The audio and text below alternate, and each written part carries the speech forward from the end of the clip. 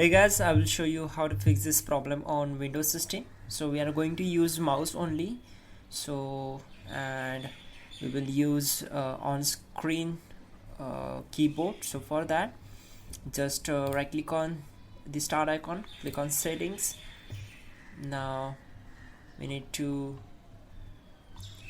go to this this three line, then go for accessibility, then scroll down and find out keyboard, and we need to enable this option that will be on screen keyboard.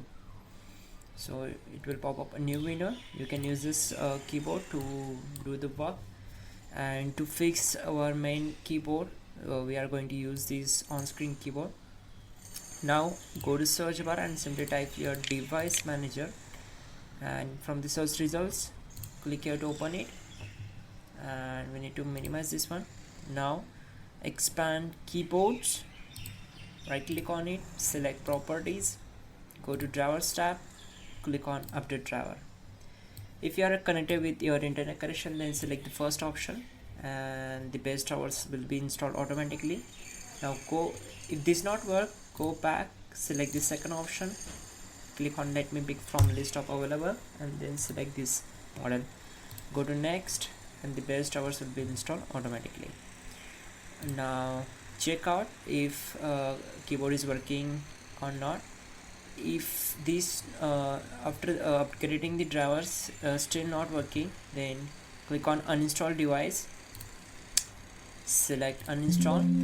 Now we need to restart our computer to fix this issue completely. So after restarting, the keyboard will start working. So we will say yes, and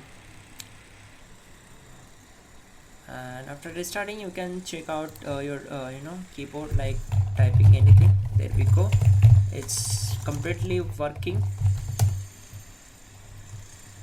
and yes, it's completely working. That's it guys. You can also check out our description link to fix this issue quickly and effectively, and don't forget to like the video. Please do subscribe the channel.